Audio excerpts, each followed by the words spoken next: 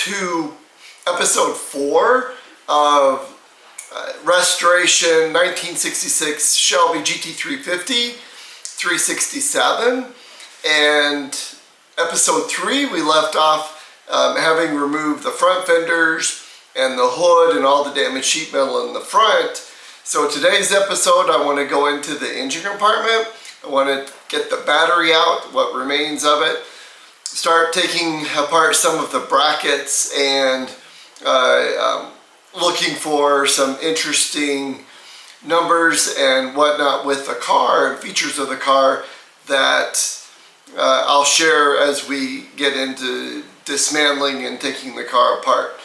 So I also want to do a little bit of a walk around of the sheet metal that I discovered underneath the fenders and show what the factory applications of the body sealer and everything look like. This is really neat because it's all original to the car, and there's original factory paint underneath there, and the way that the body sealer was applied and pretty much untouched over the last 60 years. So there's some pretty neat things to look at.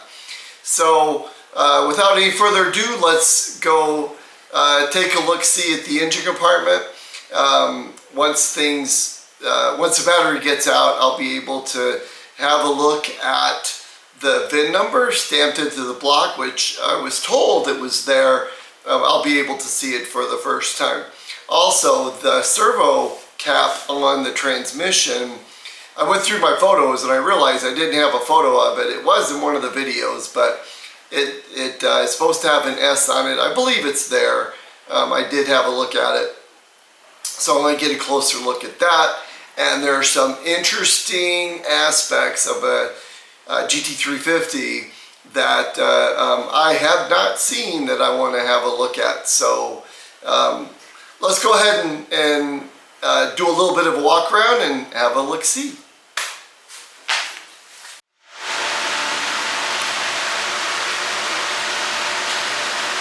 Okay, last we left off, the front fenders had come off, and now I get to see all the sheet metal beneath. And obviously the first thing that is notable to me is all the original white paint, which is pretty cool. In addition to that, all the body filler is present, still doing its job. There doesn't seem to be much rust or corrosion. And at this point, I'm still going to be deciding how much I want to remove of it. Do I want to remove any of it? I'm going to decide that at a later time. Okay, coming around again, that frame rail took the brunt of the accident. One of the things that I find really interesting is how the export brace and the Monte Carlo bar preserve the structure of the front end. So once I get the battery out, I'll have a really good view of the VIN number stamped into the motor. Pretty excited to see that come up and around. As I think was noted earlier, the cowl took a fair amount of the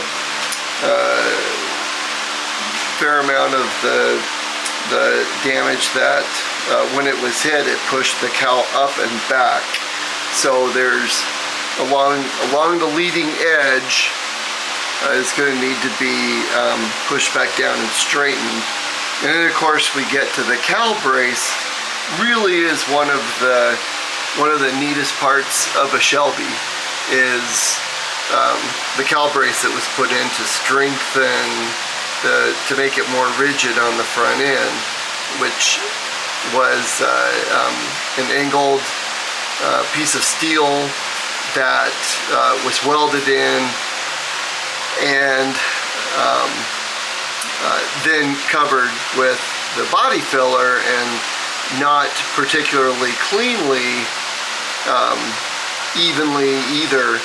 But you know, these cars, when they were made, they they didn't think about what the car would look like in 60 years or that it necessarily needed to be a really clean job. But there's a pretty cool thing underneath it. I haven't looked at it yet, and a feature of cowl braces on Shelby's that I have noticed over the years, and I'm anxious to have a look-see. And when I get the export brace removed, have a look at that underneath it. So in the meantime, I was able to get the upper radiator hose out, was able to get the fan shroud out, trying to get the battery and the alternator out. The alternator is wedged in, but the radiator's got to come out, and it's coming out anyway, obviously. No reason to wait, and it's just a tetanus accident waiting to happen. Okay, so I've got my eye protection and ear protection on. I'm going to use a grinder and get those two bolts off. Let's make some noise.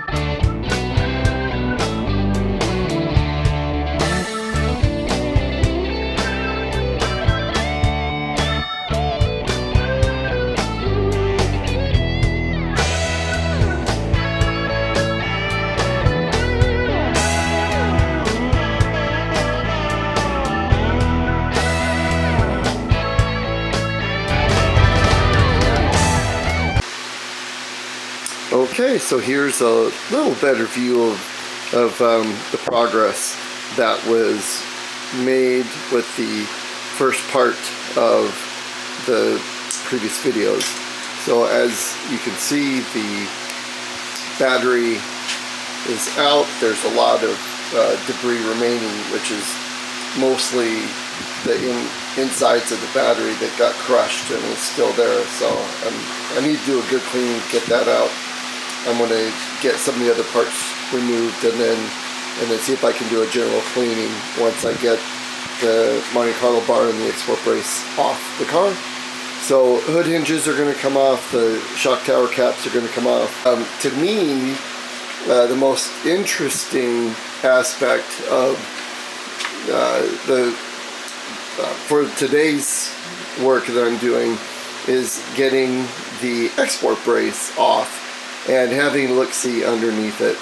Centered between the center bolts, which is going to be approximately back and centered, is on the cars I have seen with the export brace removed. There's a small hole about the diameter from the views I've gotten of a pencil eraser.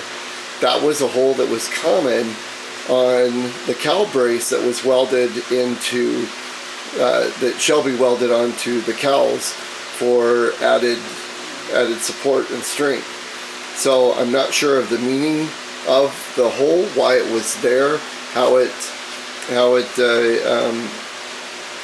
what its purpose was, but on the cars I have seen that that hole is there. I haven't taken the export brace off, so that's going to be a pretty neat thing to find if it's there. So I'll know that. I should know that shortly. So for now, let me go ahead and mount the camera back up, and I'll start getting things removed.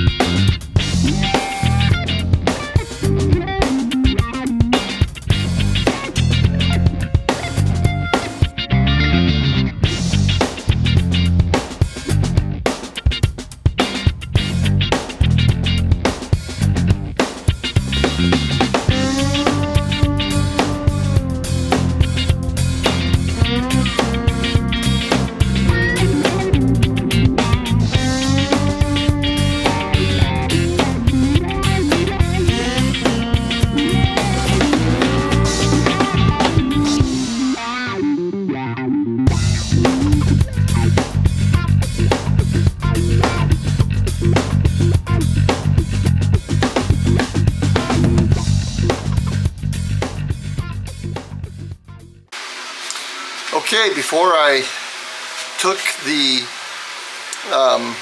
export brace off, I wanted to actually do a live filming of it and see what's underneath it. This is a very big deal on 65, 66 Shelbys.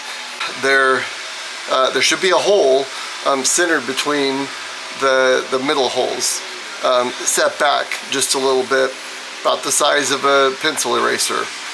So we'll see if it's there, but I haven't looked. I didn't even peek underneath the bar, and I thought I would do a live version of it.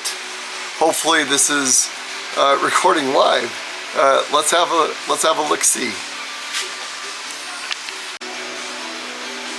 Okay, so here goes nothing. I'm going to try and get a good view of the export brace, and just glancing at it, I noticed that there's some body sealer that came up with it.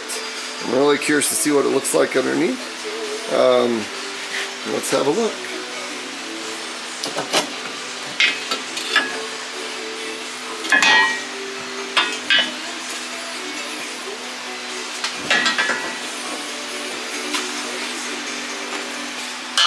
Okay, so here's an original 1965-66 export brace.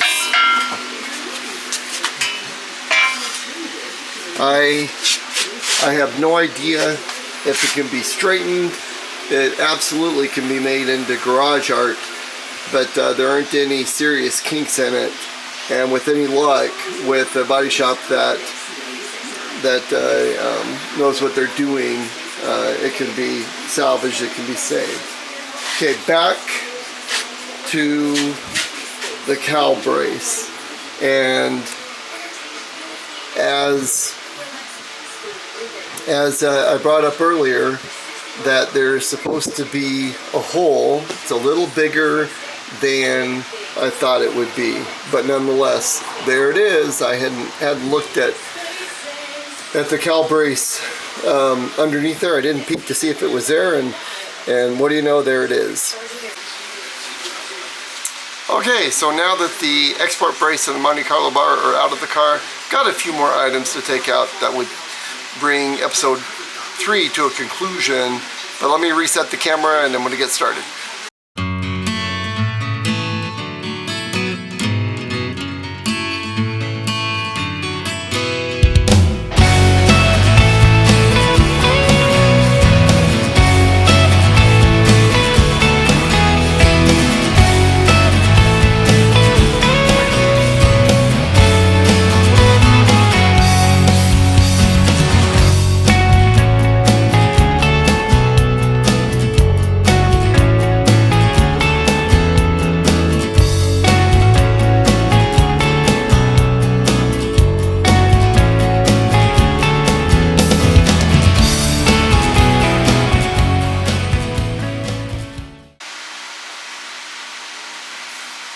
Okay, I think that's going to be a wrap for episode 3.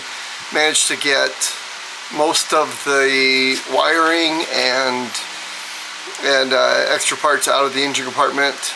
It looks a whole lot different now. Let me go ahead and change the camera view. Still need to do a cleanup job. I'm going to do that in the interim.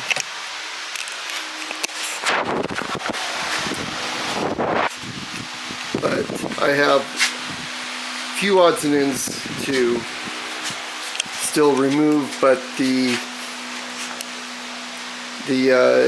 most of it is out and looking a whole lot cleaner.